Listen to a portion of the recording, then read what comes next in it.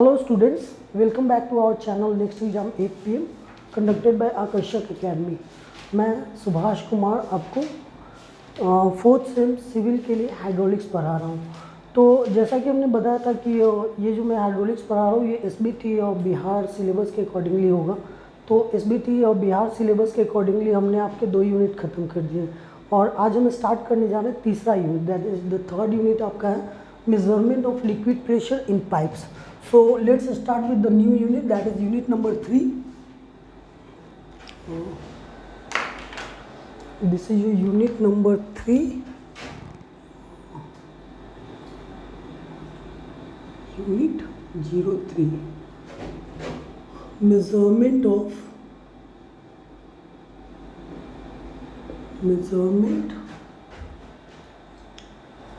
of liquid pressure in pipes.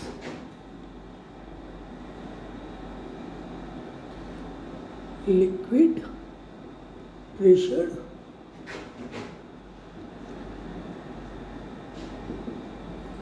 in pipes। तो इस unit में हम क्या क्या पढ़ेंगे और सो ब्रीफली एक बार मैं आपको बताता हूँ, ठीक है। तो बेसिकली इस यूनिट में जैसे अगर कोई भी पाइप के थ्रू अगर वाटर फ्लो कर रहा है तो उस वाटर का प्रेशर क्या होगा, उसको उस प्रेशर को मेज़र करने के लिए हम डिफरेंट डिवाइसेस यूज़ करते हैं, ठीक है। उन डिवाइसेस के बारे में हम डिटेल्स में पढ़ेंगे, जैसे कि वो डिवाइसेस होते हैं पीजोमीटर, यूट्यूब मोनोमीटर और उसके बाद बर्डन ट्यूब प्रेशर गेज। फिर उसके बाद मोनोमीटर्स में आपके डिफरेंट टाइप्स ऑफ मोनोमीटर्स आते हैं, लाइक कि YouTube manometer, single column manometer, single column incline manometer, differential manometer, differential inverted differential manometer and last एक जो कि मैकेनिकल गेज का फॉर्म होता है burden tube pressure gauge. Mechanical gauge के और भी फॉर्म्स हैं बट हम यहाँ पे सिर्फ बर्डन ट्यूब प्रेशर गेज के बारे में ही पढ़ेंगे क्योंकि आपके सिलेबस में वही पढ़ना है, ठीक है। तो और लास्ट में उन पे ये जो सारे प्रेशर गेजेस पढ़ेंगे उन पे हमको न्यूमेरिकल्स करने हैं, ठीक है।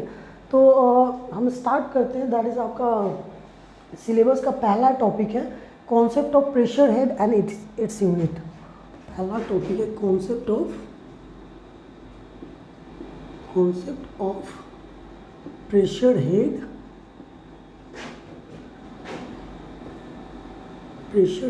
And its unit. तो जैसा कि हम बता रहे थे हाइड्रोस्टैटिक लॉ हमने एक पढ़ाया था, आपको याद होगा, जिसमें कि वेरिएशन ऑफ प्रेशर मैंने बोला था।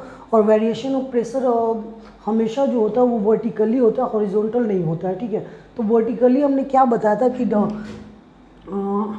dP/dH इज इक्वल टू और W, ठीक है। ये हमने बताया था, ये हमारा हाइड्रोस्टैटिक लॉ कहता है, हाइड्रोस्टैटिक लॉ।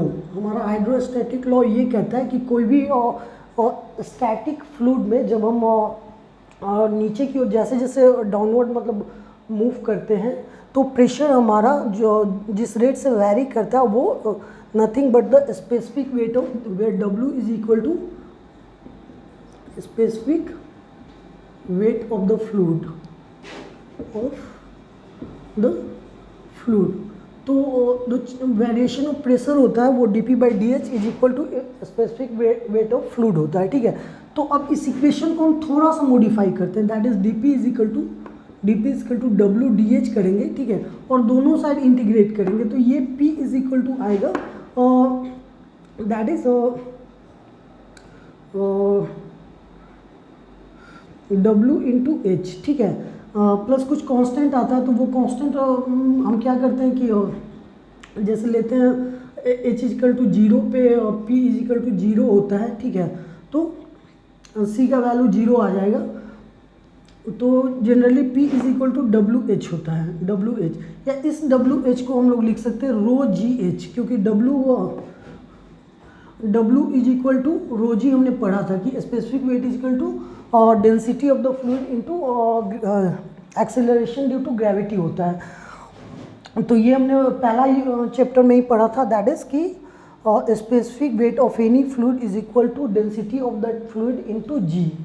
ये फॉर्मूला हमने पढ़ा था। तो ये इस P इज इक्वल टू हम रो जी एच लिख सकते हैं। अब आते हैं इस प्रेशर पे, ठीक है। तो इसको अगर हम हाइट के टर्म में लिखना चाहें तो P बाई रो जी लिख सकते हैं, ठीक है। और इसी हाइट को हम लोग बोलते हैं प्रेशर हेड, प्रेशर हेड। तो प्रेशर हेड मतलब एक प्रेशर मेजरमेंट करने का ऐसा मतलब यूनिट है, ठीक है। ऐसा यूनिट है जो कि मतलब प्रेशर मेज़र करता है, जो कि किसी भी कॉलम के हाइट के टर्म में, ठीक है, किसी भी लिक्विड कॉलम के हाइट के टर्म में ये प्रेशर मेज़र करता है। तो इसको हम लिख सकते हैं वर्ड के फॉर्मेट में।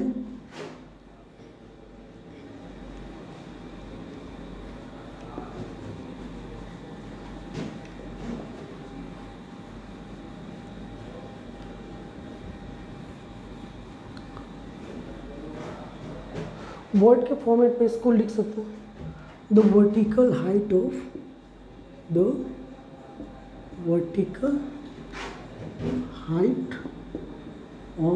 the vertical height of the free surface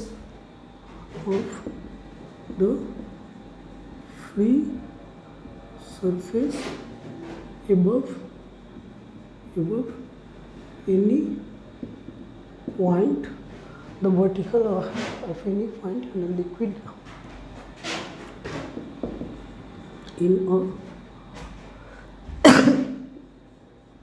liquid at rest, ठीक है। ये इंपॉर्टेंट है। और जब भी हम बात करें यहाँ पे तो हम स्टैटिक प्रेशर की बात करें, मतलब कि जो हमारा फ्लूइड है वो रेस्ट में है, ठीक है। तो ये बहुत इंपॉर्टेंट पॉइंट है। Liquid at rest is known as pressure head, is known as pressure head.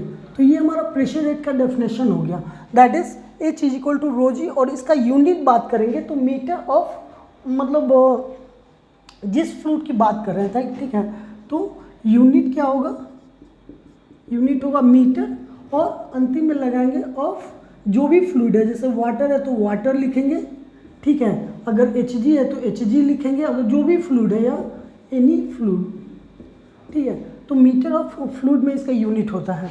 तो ये इंपॉर्टेंट है, ठीक है। और सिर्फ मीटर नहीं लिखेंगे, मीटर ऑफ वाटर या मरकरी जो भी फ्लूइड है उसको लिखेंगे हम, ठीक है। इतना मीटर ऑफ वाटर के प्रेशर के बराबर ये प्रेशर है, ठीक है।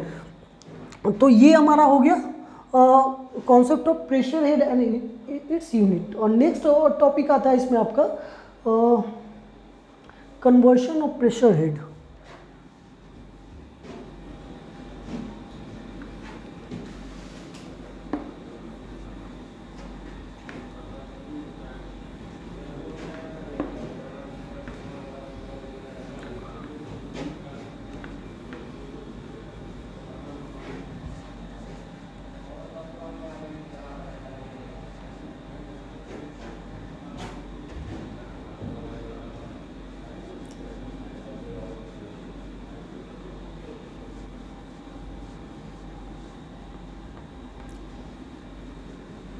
Next topic is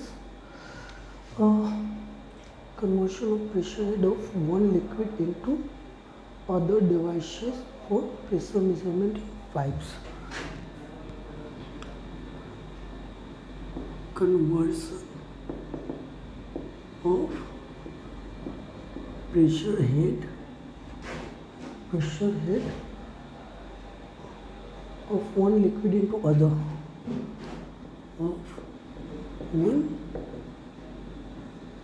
liquid into other।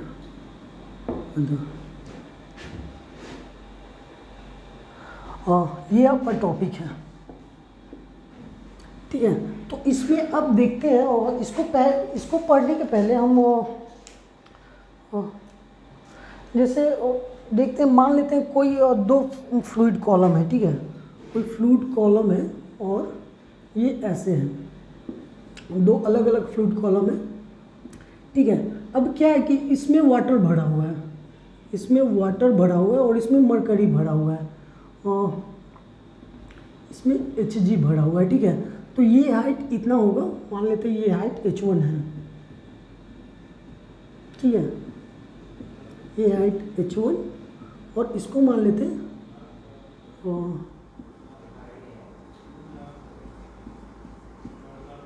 ये हाइट H2 है, ठीक है।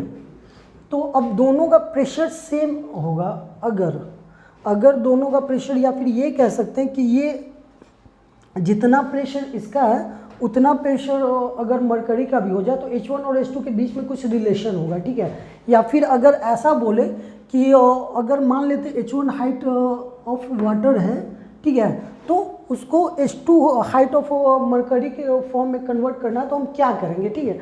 तो इसके लिए हम क्या करते हैं कि जैसे मान के चलते हैं कि यहाँ पे जो प्रेशर है वो P1 है, यहाँ पे जो प्रेशर है वो P1 है और यहाँ पे जो प्रेशर है वो P2 है। तो सिंपली हाइड्रोस्टैटिक लॉ से हम लिख सकते हैं P1 is equal to rho one g H1, ठीक है, और ऐसे P2 is equal to rho two g H2। तो हमको कन्वर्ट करना है, मतलब कि सेम प्रेशर को दूसरे फॉर्म में कन्वर्ट करना है, ठीक है। तो यहाँ पे क्या करेंगे हम कि P1 बराबर P2 मान के चलते हैं, ठीक है, कि प्रेशर सेम है, दैट इज P1 बराबर P2 बराबर P मानते हैं, ठीक है। तो यहाँ पे rho one g H1 is equal to rho two g H2 होगा, ठीक है। और रो1 जी को W भी हम लिख सकते हैं, तो W H1 is equal to W1 H1 is equal to W2 H2 है, ठीक है। मतलब अगर यहाँ पे जैसे वाटर नहीं, आर्बिट्रेरी कोई भी लिक्विड है और इसको मान लेते हैं हम W1, ठीक है, और अब यहाँ पे Hg नहीं है, कोई भी लिक्विड है जिसको मान लेते हैं हम W2, ठीक है। और मैंने सिर्फ एग्जाम्पल के लिए बोला था वाटर और मरकरी का केस, क्योंकि सबसे ज़्यादा आपको कन्वर्ट करने के लिए आएगा तो वाटर इंटू मरकरी में आएगा, ठीक है। और जहाँ भी आप मतलब मोनोमीटर्स के प्रॉब्लम्स करोगे तो वहाँ पे वाटर और मरकरी के हाइट में भी कहीं कहीं पे कन्वर्शन करने आ सकता है, ठीक है। अगर इन टर्म्स ऑफ मरकरी दे दिया और वाटर के बारे में पूछ दिया, इन टर्म्स ऑफ वाटर दे दिया है सारा हाइट और पूछा कि मरकरी के कॉलम के हाइट के टर्म में आपको आंसर देना है। तो ये जनरली क्या होता है कि लास्ट लाइन आंसर का जो लास्ट लाइन आता है वहीं पे एक कन्वर्शन काम आता है, ठीक है। सेपरेटली कन्वर्शन के क्वेश्चन नहीं पूछे जाते, अगर सेपरेटली कन्वर्शन के क्वेश्चन पूछे जाएंगे तो वो ऑब्जेक्टिव में पूछे जाएंगे, ये चीज़ आप लोग ध्यान में रखिएगा, ठीक है। तो यहाँ पे हम क्या करेंगे, और W1 H1 equal to W2 H2 करेंगे। ये हमारा एक फॉर्मूला होगा जिसके थ्रू कि H1 और H2 में रिलेशन हो गया, तो इसमें एक का W1 H1 अननोन रहेगा, दूसरे का W2 सॉरी अननोन ही नोन रहेगा W1 H1, और ये W2 नोन रहेगा। फिर आपको H2 फाइंड करना है, या फिर हो सकता है H2 और W2 नोन रहे, W1 नोन रहे और H1 फाइंड करना रहे, ठीक है। तो इसको हम इसी चीज़ को थोड़ा सा और मॉडिफाई कर सकते हैं, जैसे कि W1 है, ठीक है, तो यहाँ पे डिवाइडेड बाय W वाटर करते हैं, ठीक है, इंटू H1, और इसको लिख सकते हैं W2 into divided by W of water. तो दोनों तरफ क्या किया हमने कि वाटर के स्पेसिफिक वेट से डिवाइड करा दिया, दोनों तरफ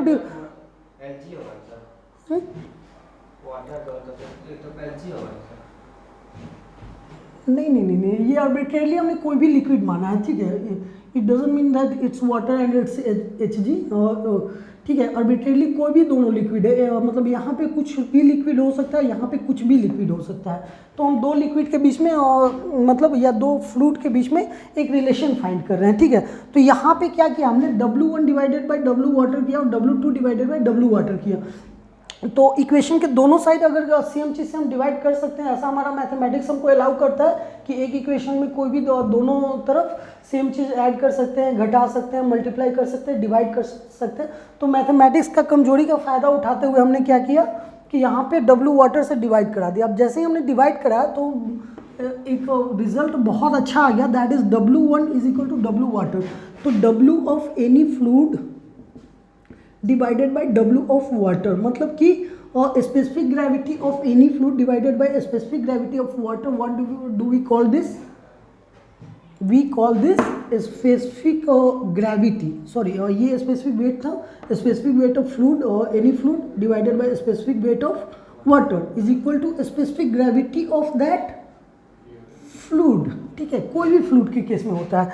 तो अब हम यहाँ पे W वाटर को S1 कह सकते हैं, H1 is equal to S2 H2, ठीक है। तो ये हमारा रिलेशन आ गया S1 H1 is equal to S2 H2, और ये रिलेशन बहुत इंपॉर्टेंट है, ये आप हमेशा याद रखोगे, ठीक है। इस तरह बहुत जगह पे छोटे छोटे ऑब्जेक्टिव बन जाते हैं, कॉम्पिटिटिव में भी आपको इस तरह के ऑब्जेक्टिव पूछे जाते हैं जहाँ पे कि एक वाटर मतलब कॉलम का हाइट दे रखा होता है, उसको बोलता है कि दूसरे कॉलम के हाइट में कन्वर्ट करेंगे तो कितना प्रेशर आएगा, ठीक है। तो ये जैसे इसको एक सिंपल एग्जांपल लेके समझेंगे, लेकिन उसके पहले हाँ जैसे एक एग्जांपल लेके इसको समझते हैं कि क्वेश्चन लिखेंगे। एक छोटा सा क्वेश्चन है objective type.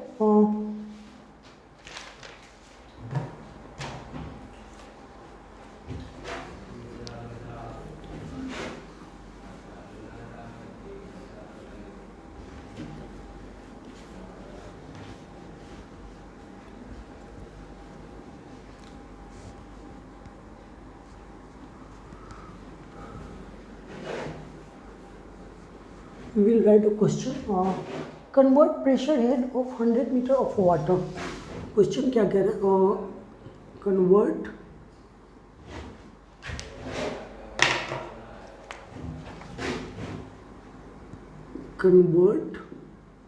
pressure head of 100 meter of water, ठीक है, 100 meter of water टू। पहला क्या कर रहा है कि एक दूसरा फ्लूइड है that is kerosene of specific gravity 0.81, kerosene of specific gravity 0.81, और दूसरा कह रहा है carbon tetrachloride, that is carbon tetrachloride को हम CCl4 से डिनोट करते हैं। आपको पता होगा, केमिस्ट्री आपने पढ़ा होगा। Carbon tetrachloride at S is equal to या ऑफ स्पेसिफिक ग्रेविटी को S से डिनोट करते हैं, तो मैंने स्पेसिफिक ग्रेविटी के जगह पे डायरेक्टली S लिखा है, S इक्वल टू 1.6, ठीक है। तो अब हमारा क्वेश्चन क्या कह रहा है कि 100 मीटर वाटर प्रेशर दे रखा है, प्रेशर हेड में दे रखा है, ठीक है। तो प्रेशर हेड मैंने क्या बताया था कि जब भी होगा तो कोई मीटर ऑफ कोई लिक्विड दे रखा होगा, ठीक है। तो ये लिक्विड क्या है? वाटर है। अब यहाँ पे क्या करेंगे हम कि H1 इज इक्वल टू दे रखा है 100 मीटर ऑफ वाटर, ठीक है। तो S1 कितना होगा? S1 मतलब कि specific gravity of water is 1, ठीक है, क्योंकि सारे का स्पेसिफिक ग्रेविटी हम इसी वाटर के रेस्पेक्ट में फाइंड करते हैं, इसलिए S1 इज इक्वल टू 1 होगा, ठीक है। तो अब हम जानते हैं, पहला लेते हैं S1 H1 is equal to S2 करेंगे, ठीक है। तो S1 हमारा 1 है इंटू H1 हमारा 100 है। S2 कितना है? 0.81 एंड H2 कितना है?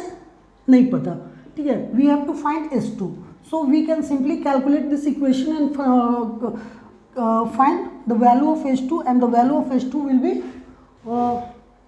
123.46 meter of kerosene, 123.46 meter of which liquid? तो यहाँ चूंकि केरोसिन की बात हो रही है तो we will write of kerosene, ठीक है, केरोसिन। उसके बाद सेकेंड क्वेश्चन सिमिलरली आप लोग कर लोगे। Second question that is S1 H1 is equal to S2 करेंगे, ठीक है। और यहाँ पे क्या 1 into 100 is equal to 1.6 into S2 करेंगे। Again we will find the value of S2 through our calculation, and our calculation says that the value of S2 will come 62.5 metre of which liquid? That is given here carbon tetrachloride, that is carbon tetrachloride, okay, so this is our answer. So अब यहाँ से क्या कर सकते हैं कि आपको कोई भी लिक्विड का कन्वर्शन आएगा तो आप सिंपली कन्वर्ट कर सकते हो, ठीक है। कुछ इम्पॉर्टेंट पॉइंट्स हैं, ठीक ना, कुछ इम्पॉर्टेंट पॉइंट्स हैं जो कि रिगार्डिंग दिस कॉलम के हाइट के टर्म में हम कह सकते हैं। तो मैं बता देता हूँ वो पॉइंट्स क्या होंगे। पहला पॉइंट है कि जब भी अगर दो फ्लूइड देगा, ठीक है, जब भी दो फ्लूइड देगा और दोनों फ्लूइड की अगर हाइट सेम होगी, ठीक है, दोनों फ्लूइड की अगर हाइट सेम हुई, h इसकी भी हाइट है और ये h इसकी भी हाइट है, दोनों फ्लूइड अलग अलग है बट हाइट सेम है, तो उस केस में कभी भी प्रेशर सेम नहीं होगा, क्योंकि प्रेशर सेम होने के लिए फ्लूइड अलग है, दैट मीन्स कि इनकी स्पेसिफिक ग्रेविटी अलग है, और स्पेसिफिक ग्रेविटी अलग है दैट मीन्स कि इनका हाइट भी अलग अलग होगा, मतलब कि प्रेशर हेड भी इनका अलग अलग होगा, ठीक है। तो ये पहला पॉइंट है। तो पहला पॉइंट आप लिख लोगे, दैट इज लिखोगे आप, if there are two liquid at same height, if there are two liquid at same height in two columns, then the pressure will be different in each column, the pressure will be different in each column, मतलब दोनों column में pressure different होगा। एक और point हमारा क्या कहता है कि ये कॉलम के शेप और साइज से मतलब इंडिपेंडेंट होता है, कोई भी प्रेशर जो होगा वो शेप और साइज से इंडिपेंडेंट होगा, ठीक है। मतलब अगर कि जैसे एक लिक्विड है, ठीक है, ये मान लेते हैं ऐसा, ये इसका डेटम लाइन है, यहाँ से हम लोग प्रेशर नापते हैं, ठीक है। और अगर मान लेते हैं कि इसका शेप ऐसा है, ठीक है, या फिर इसका शेप ऐसा है,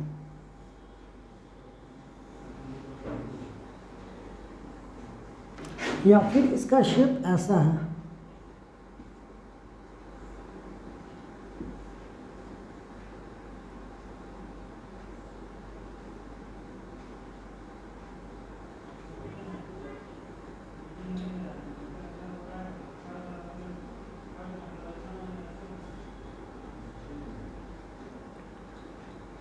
या फिर इसको कह सकते हैं कि इसका शेप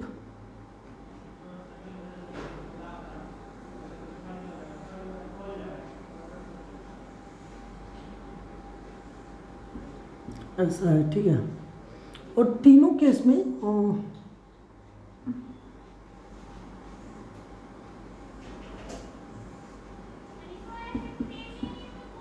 एच हाइट तक लिक्विड भरा, मतलब ये एच हाइट हम यहाँ पे लेते हैं, यहाँ तक ये हाइट h है, और यहाँ तक लिक्विड भरा हुआ है, यहाँ से h हाइट तक लिक्विड भरा हुआ है। तो मतलब ये भरा हुआ लिक्विड, इसमें कोई भी लिक्विड हो सकता है, मतलब ये जरूरी नहीं कि वाटर ही हो, वाटर हो सकता है, मर्करी हो सकता है, कोई अल्कोहल हो सकता है, या फिर कोई भी हाइड्रोकार्बन हो सकता है, कुछ भी हो सकता है। तो ये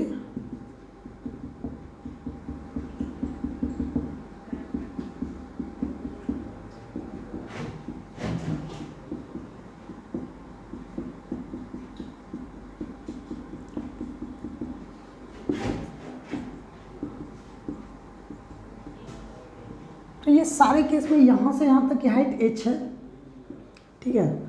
फिर यहाँ से यहाँ तक की हाइट भी h ही है, यहाँ से यहाँ तक की भी हाइट h ही है, और ये तीसरे सारे की हाइट h है।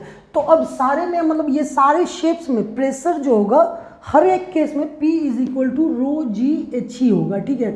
रो इसकी डेंसिटी है, इसमें जो भी फ्लूइड भरा हुआ है उसकी डेंसिटी रो है। तो ये प्रेशर हमेशा जो होगा रो जी एच या फिर P equal to W H, ठीक है। हमेशा सारे केस में प्रेशर इतना ही होगा, ये डजंट मैटर कि इसका शेप क्या है, कितना वॉल्यूम इसमें वाटर है। एक्चुअली ये वॉल्यूम पे डिपेंड ही नहीं करता, ये डिपेंड क्या करता है सिर्फ एक चीज़ पे, वो हाइट पे, ठीक है। तो ये चीज़ आप ध्यान रखोगे, ठीक है। इसको आप लिख सकते हो, मैं एक बार बोल देता हूँ, pressure at any point in a static mass, pressure in any point in a static mass of liquid, in any point in a static mass of liquid depends only upon the vertical height of the point, depends only upon the vertical depth of the point, height नहीं depth, vertical depth of the point below the free surface and the specific weight of the liquid, below the free surface and the specific weight of the liquid. It does not depend on the shape and size, मतलब किस पे depend कर रहा है, तो सिर्फ ये height पे और लिक्विड का जो स्पेसिफिक वेट है, यानी ये W पे। दो ही टर्म है, P W और H, इस इक्वेशन में और कोई भी टर्म नहीं आ रहा है, तो और कोई भी थर्ड टर्म नहीं है, ठीक है, थर्ड कुछ भी नहीं। अगर बोलिए कि शेप इसका ऐसा है या फिर वॉल्यूम इसका इतना है, तो it doesn't matter, the pressure will be change, the pressure will be same if the height is H always and the specific gravity is specific weight is W। Okay, so अब आते हैं next topic.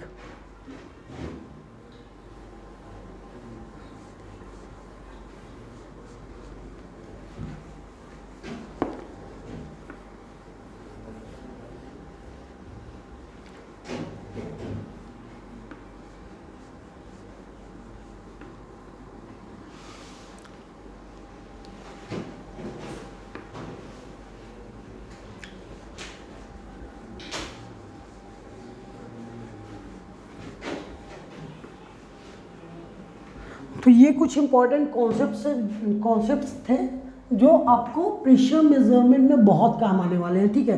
अब next हम आते हैं pressure measuring devices के बारे में, ठीक है। तो नेक्स्ट टॉपिक है और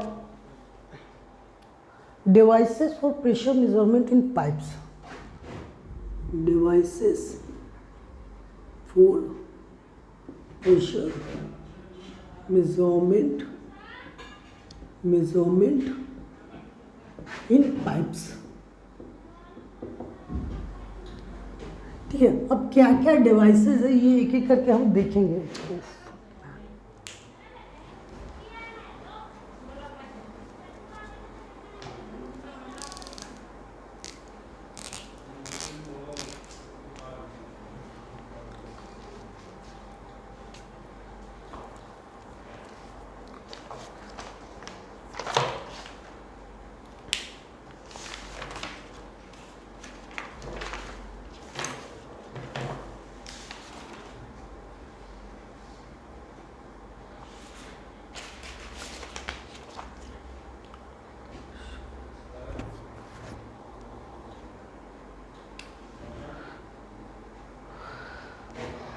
तो बेसिकली दो तरह के डिवाइसेस होते हैं, ठीक है। पहला होता है मोनोमीटर्स,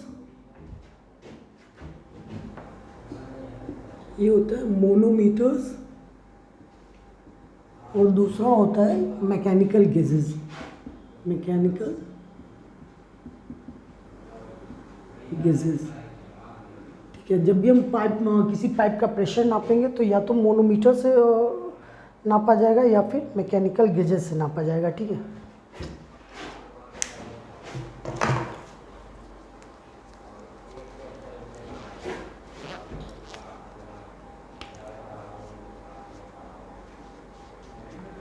हाँ, तो मोनोमीटर्स में क्या क्या आते हैं तो देखेंगे। मोनोमीटर्स में, तो मोनोमीटर्स बेसिकली दो तरह के होते हैं। पहला होता है सिंपल और दूसरा होगा डिफरेंशियल।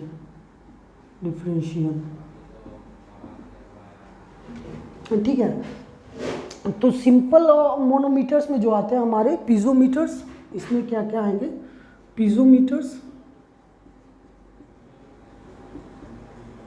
ठीक है, पीजोमीटर्स आएंगे। फिर उसके बाद U tube manometer, simple U tube manometers, U tube manometers, single column U tube manometer,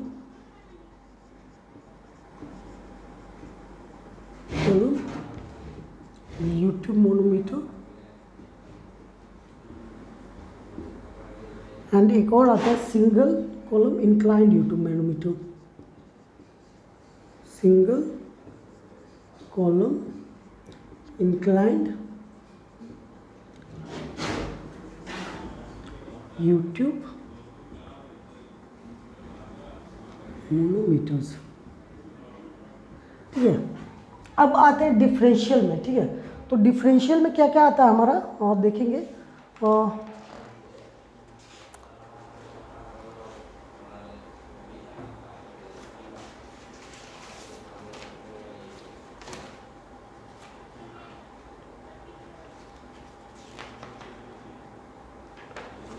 और इसको वर्टिकल सिंगल भी बोलते हैं, ठीक है, वर्टिकल। डिफरेंशियल में दो तरह के आएंगे, और पहला होगा differential YouTube manometer, differential YouTube manometer, and दूसरा होगा differential inverted differential U tube manometer, inverted differential YouTube manometer, ठीक है। और हाँ, ये यूट्यूब अपना वाला यूट्यूब नहीं है जिसपे आप हमारा वीडियो देख रहे हो, ठीक है। ये यूट्यूब इसलिए बोला जाता है क्योंकि ये यू शेप में रहता है, इसलिए यूट्यूब। आप ये वाला यूट्यूब मत समझ लेना कि इस पर भी वीडियो चलेगा, ठीक है। तो नेक्स्ट आएगा मैकेनिकल गेजेस। अब मैकेनिकल गेजेस में आते हैं आपके, और कुछ गेजेस आते हैं मैकेनिकल, जिसको मैं बता देता हूँ।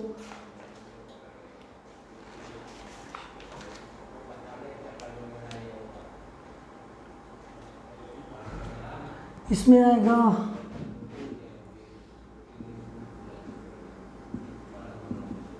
पहला आएगा burden tube pressure gauge,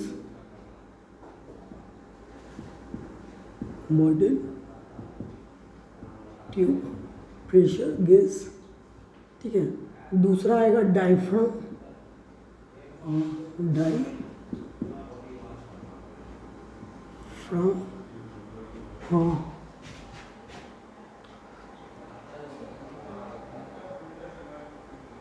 diaphragm pressure gauge.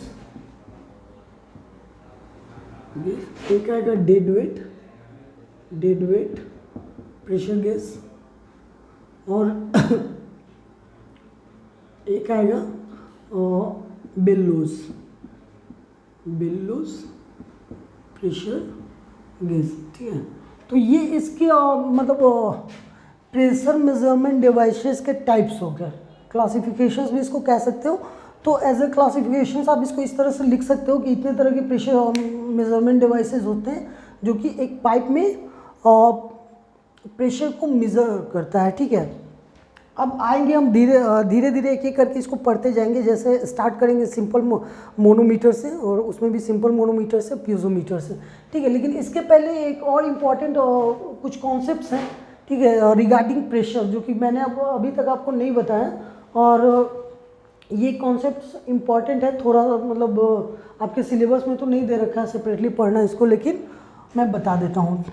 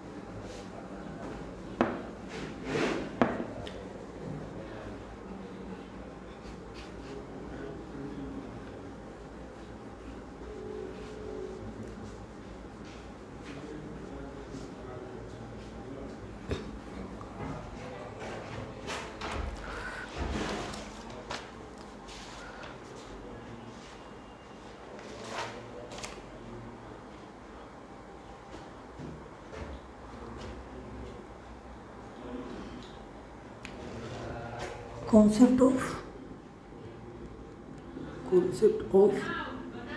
gauge pressure, absolute pressure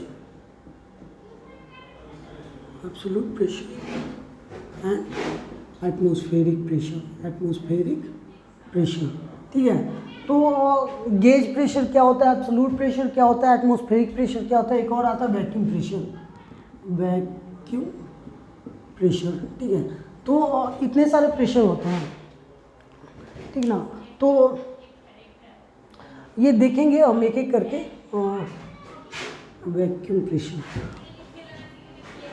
जैसे अगर मान लेते हैं हम, ठीक है, कि कोई लाइन है जिसपे कि जीरो प्रेशर है, ठीक है, कोई लाइन है जिसपे कि जीरो प्रेशर है, मतलब कि कोई प्रेशर नहीं है, ठीक है। जैसे अभी हम लोग खड़ा है तो आप सीधा बोल सकते हो कि हमारे ऊपर सर कोई प्रेशर नहीं लग रहा है, इसलिए हम इसको जीरो प्रेशर मान सकते हैं। मैं बोलूँगा नहीं, बिल्कुल नहीं मान सकते।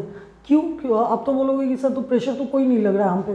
तो प्रेशर लग रहा है बट आप इसे फील नहीं कर पा रहे हो, दैट इज़ एक प्रेशर लग रहा है जो कि एटमॉस्फेरिक प्रेशर है, ठीक है। और एटमॉस्फेरिक प्रेशर क्या होता है, तो हमारे सर के ऊपर जो भी फ्लूइड है, फ्लूइड के रूप में जरूरी नहीं कि पानी होता है, फ्लूइड का मतलब हवा भी होता है, ठीक है। तो हमारे सर के ऊपर हवा है, उसमें बहुत सारे पार्टिकल है, बहुत सारे गैसेज हैं। जैसे जैसे ऊपर की ओर बढ़ते हो हमारा जितना इन्वायरमेंट होता है डिफरेंट डिफरेंट गैसों से भरा हुआ है, ठीक है। तो उन सारे गैसों का प्रेशर हम पे लग रहा है, जिसको कि हम लोग बोलते हैं एटमॉस्फेरिक प्रेशर, ठीक है। वो उतना प्रेशर लगता ही लगता है, ठीक है। मतलब कि अब कह सकते हैं कि जीरो प्रेशर नहीं, कुछ प्रेशर लग रहा है जिसको हम फील नहीं कर पा रहे। फील नहीं कर पा रहे इसलिए क्योंकि वो प्रेशर का मतलब हमने जन्म ही लिया है उसी प्रेशर पे, ठीक है। हमने जन्म ही लिया उसी प्रेशर पे, तो कभी हम उस प्रेशर को फील नहीं कर पाएंगे। तो दैट इज़ पहला प्रेशर जो होता है वो एटमॉस्फेरिक प्रेशर होता है। तो एटमॉस्फेरिक प्रेशर कितना होता है? एटमॉस्फेरिक प्रेशर, तो सबसे पहले देखेंगे एटमॉस्फेरिक प्रेशर क्या होता है। तो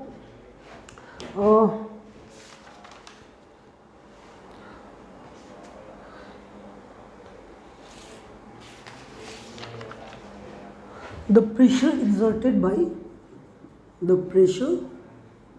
exerted by atmospheric mass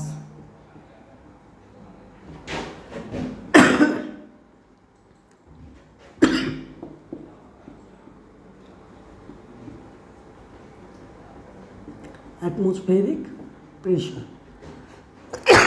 sorry. और ये एटमॉस्फेरिक प्रेशर नापा जाता है बैरोमीटर से। तो atmospheric pressure is measured by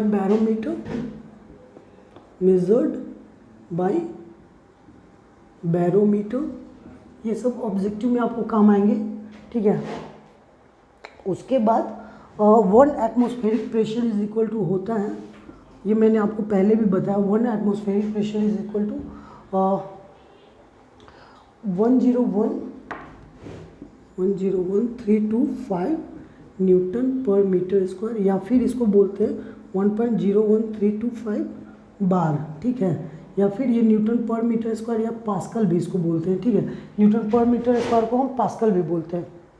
या फिर ये 76 सेंटीमीटर ऑफ Hg के बराबर होता है, Hg के बराबर होता है, या फिर 760 mm ऑफ Hg के बराबर होता है। अब आपको समझ में आ रहा होगा कि हर जगह प्रेशर ये 76 सेंटीमीटर ऑफ Hg या 760 mm ऑफ Hg क्यों लिखता है, क्योंकि ये एटमॉस्फेरिक प्रेशर है।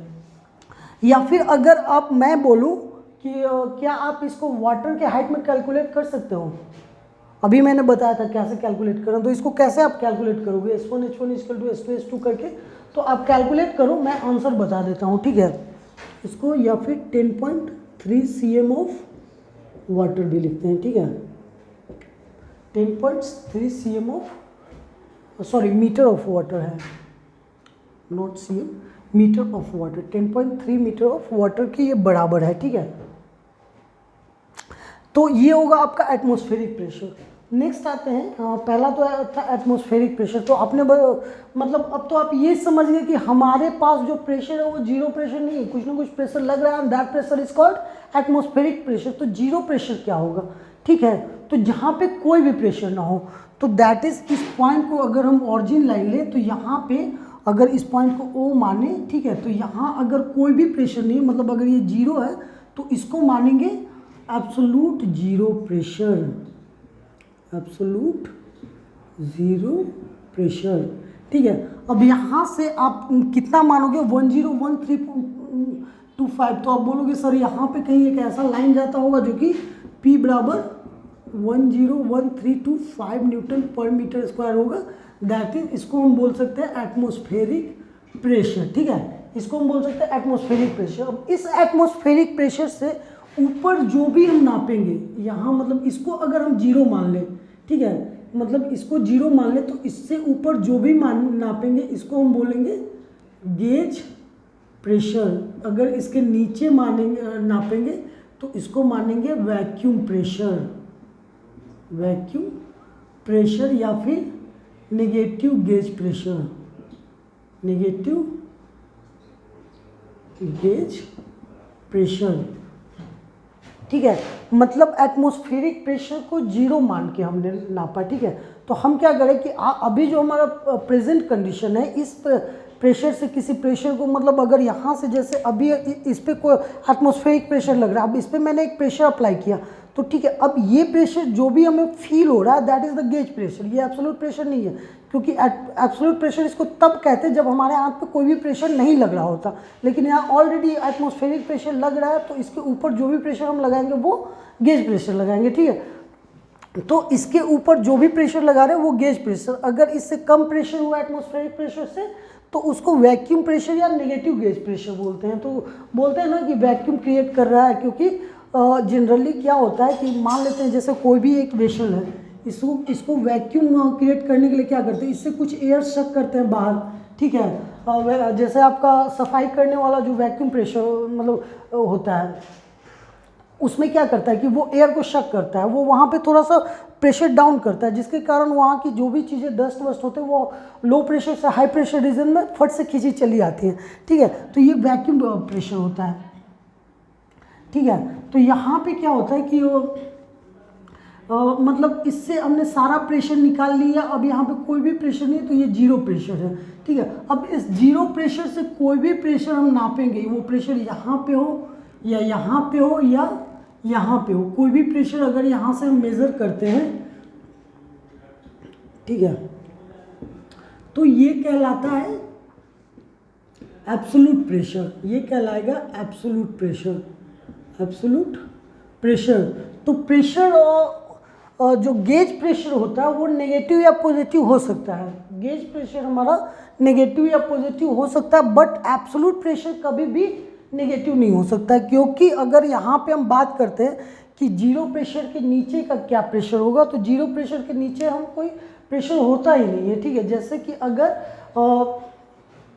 मान लेते हैं कि कोई ग्लास हमारे पास है, उसमें आधा पानी भरा हुआ है और हम उसी को रेफरेंस मान लेते हैं। ठीक है, अब इससे कम नहीं करना है, मतलब उसको हम 0 मान के चलते हैं। मान लेते हैं आपके पर्स में 100 रुपये है और आप उस 100 को 0 मान के चलते हो। ठीक है, तो नेक्स्ट 100 रुपये जो आपके पर्स में है वो मतलब आप उसी पैसे को मतलब बोल सकते हो कि रियल पैसा, बाकी उस 100 रुपये को वर्चुअल मान रहे हो। ठीक है, कि वो 100 रुपये आपके पास है ही नहीं, तो अब उस 100 रुपये से तो नेगेटिव पर्स में से नहीं निकाला जा सकता है। जब भी आप वो भी 100 रुपये निकालोगे तो आपके पर्स में अमाउंट बचता है 0।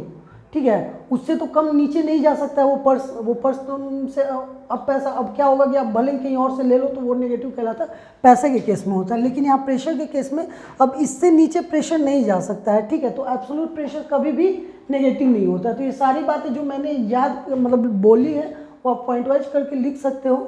ठीक है, आप पॉइंट वाइज करके लिख लेना, मेरी सारी बातें वो सारे मतलब आपको ऑब्जेक्टिव में काम आएंगे, जितनी भी मैंने बातें अभी बताई हैं वो सारे आपको ऑब्जेक्टिव में काम आएंगे। ठीक है, तो ये सारे प्रेशर का कॉन्सेप्ट हो गया। अब हम लोग बढ़ेंगे अपने डिवाइसेस पे, जो कि प्रेशर मेजरमेंट डिवाइसेस थी।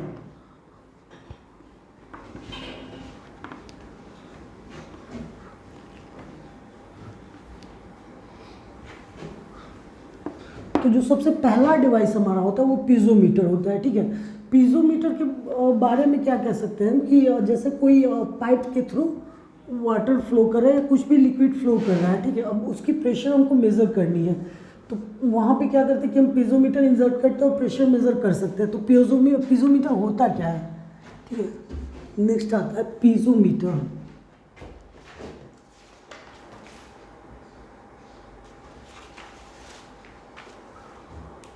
तो जैसे मान लेते हैं ये कोई पाइप है। ठीक है, ये कोई पाइप है, अब यहाँ पे हमने एक डिवाइस इंसर्ट किया, ये एक ट्यूब इंसर्ट किया, तो अब इस पाइप में प्रेशर P है। ठीक है, तो ये क्या होगा कि जैसे आप मतलब पीजोमीटर एक तरह का ट्यूब होता है, तो कह सकते हैं कि ये ट्यूब के शेप में होता है पीजोमीटर। ठीक है, और इसमें क्या होता है कि जितना हाइट गेन करेगा, जैसे ही हम पाइप में इंसर्ट करेंगे कुछ ना कुछ मतलब इस फ्लूइड का हाइट गेन करेगा और वही हाइट इसका प्रेशर होता है। P इक्वल टू हम जानते हैं ρg h होता है, ठीक है। ये हाइट हम यहाँ से नापेंगे इसके सेंटर से, तो अगर ये h हाइट आया है इसमें तो P is equal to ρg h होता है, ठीक है। अब कुछ बातें पीजोमीटर के बारे में, जैसे कि पीजोमीटर जो होता है वो सबसे सिंपलेस्ट डिवाइस होता है, इसमें कुछ नहीं होता, बस एक ट्यूब होता है, ट्रांसपेरेंट ट्यूब होना चाहिए जिससे कि आप हाइट मेजर कर सको, ठीक है। तो यहाँ पे आप क्या करोगे कि पीजोमीटर किसी भी पाइप में इंसर्ट करोगे तो सिंपली लिक्विड का कुछ ना कुछ कॉलम ऊपर उठेगा और उसके बाद वो कॉलम आप सिंपली स्केल से नाप सकते हो और कह सकते हो कि इतना, मतलब P equal to ρg h कह के आप उसका प्रेशर निकाल सकते हो, ठीक है। अब क्या होगा कि अगर हम ये लिक्विड यहाँ इंसर्ट करें तब क्या होगा, इसकी हाइट कम हो जाएगी, हाँ। अगर यहाँ इंसर्ट किया ऐसे, इस पीजोमीटर को हमने ऐसे लगा दिया, ठीक है, इसको अगर ऐसे लगा दिया, लिक्विड जहाँ तक रहेगा वहीं तक ये ऐसे लगा दी, तो तीनों केस में क्या होगा कि हाइट हमेशा सेम ही जाएगा, क्योंकि प्रेशर जो फ्लूइड का है, ठीक है, जो प्रेशर है वो हमेशा उतना ही रहेगा उस पॉइंट पे जितना कि उतना मतलब यहाँ से था, तो ठीक है। तो जितना प्रेशर रहेगा उतना height P is equal to ρg h होगा ही होगा, ठीक है। तो अभी मैंने बताया था कि ये शेप से इंडिपेंडेंट होता है, तो just don't confuse when the shape is changed, ठीक है। Shape of the holding device is changed, that doesn't mean the pressure will be changed. मतलब कि जो भी ये लिक्विड को होल्ड कर रहा है, अगर वो डिवाइस का शेप चेंज हुआ तो अगर हाइट सेम है तो प्रेशर सेम रहेगा, ठीक है। किसी मतलब पार्टिकुलर फ्लूइड के केस में अगर फ्लूइड चेंज होता है तो हाइट सेम है तो प्रेशर डिफरेंट होगा, ये बातें आप लोग याद रखोगे। तो ये पीजोमीटर के बारे में एक बात थी। दूसरी बात थी कि अगर हमने ये हाइट यहाँ तक लिया है ट्यूब का और अगर इसमें प्रेशर बहुत ज़्यादा है तो क्या होगा, ये वाटर फ्लो करने लगेगा ऊपर से। तो अब क्या इसमें बहुत ज़्यादा प्रेशर अगर पाइप में होगा तो आप क्या इस मतलब डिवाइस से इसका प्रेशर मेजर कर सकते हो, तो बोलोगे नहीं सर वो तो बाहर निकल जाएगा, और जब बाहर निकलेगा तो हम करेक्टली नहीं कह सकते कि कितना प्रेशर था पहले से, ठीक है। तो अब क्या है, हमको या तो ट्यूब का शेप बहुत बड़ा करना पड़ेगा। तो मान लीजिए कि इस कमरे में कोई पाइप फ्लो कर रहा है, वो बहुत हाई प्रेशर से फ्लो कर रहा है उसमें वाटर, ठीक है। हमें किसी ने कहा कि आप वाटर मेज़र कर लो, मतलब प्रेशर मेज़र कर लो। इसमें हमने सिंपली हम गए वहाँ पे एक पीजोमीटर इंसर्ट किया, ठीक है।